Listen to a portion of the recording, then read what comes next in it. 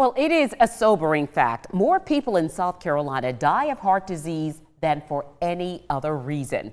And that very fact fuels Dr. Tom DeSalvo, Chief of Heart and Vascular Center at the Medical University of South Carolina, to lead innovative treatments and also research. And today, Dr. DeSalvo is joining us to discuss some crucial topics surrounding heart and vascular disease, as well as to highlight the upcoming MUSC Affair of the Heart celebration, which is happening March 22nd at Charleston Place. It's an event that's dedicated to promoting awareness about heart health in our community. Dr. DeSalvo, it's so good to see you again, and welcome to our studio. Thank you, Carolyn. It's wonderful to be with you. You and I were just talking about the fact that heart disease, heart and vascular disease are such a major factor in terms of challenging people in this state. You were telling me some numbers that really get your attention.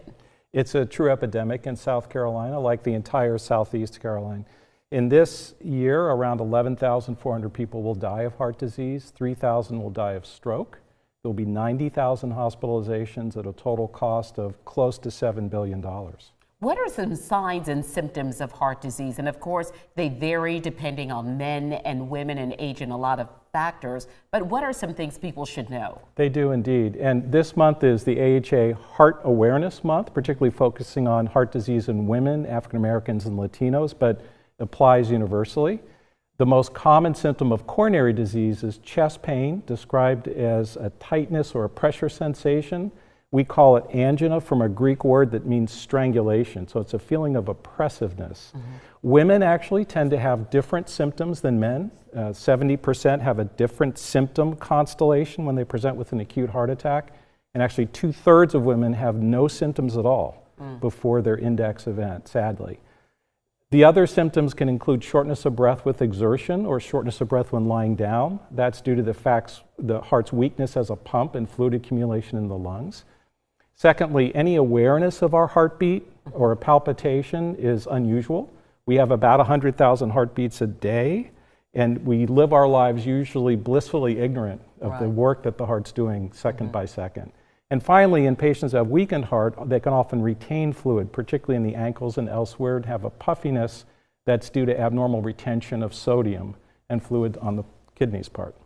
Dr. DeSalvo, I know you've given us a lot of information, but one of the things that we want to take away from this conversation are what are some things that we can start doing today or tonight or tomorrow to improve our heart health? And what do you, as someone who studies this, what do you do to keep your heart healthy? I always counsel my patients to be vigilant for the 6 risk factors that are modifiable as we go through our lives.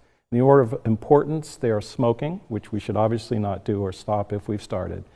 Making sure that we are not at risk of diabetes by controlling our diet, by exercising. Controlling our blood pressures to a goal of 120/80. And I counsel all my patients to purchase a cuff, measure their blood pressure frequently, know that number like they know the balance in their debit card account and the amount of gas in their tank. Finally, to adopt an active lifestyle, at least 150 minutes of activity. Moderately active, 3.5 miles walking, brisk pace is sufficient. Being at our ideal body weight, which is actually for most of us the weight we were in high school or even younger. We're going that far back. We're going that far back. For women, for example, up to 5 feet of average frame, 100 pounds, and 5 pounds per inch over that. Okay. So a woman who weighs 5'6", about 130 pounds, a man who is 6 feet tall, about 178 pounds. Very lean. All right. Well, we look at this graphic behind us. It's talking about an affair of the heart. You and I will both be there March 22nd at Charleston Place. Why should folks join us? I would welcome anyone in the community who wants to learn more about heart disease, to build awareness in our community, to thwart this epidemic that is among us. Every person in that room has risk. Every person in that room wants to learn more about how they can modify their life and tend to their heart health in a better way.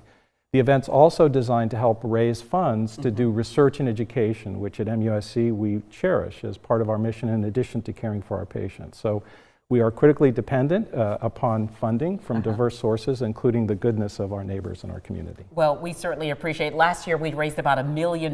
We did. Hopefully, we'll raise even more this year. This year, it's 2 years or bust. All right. We appreciate it. Dr. Tom DeSalvo, so good to see you, and I will see you Thank again you, in March. Thank you.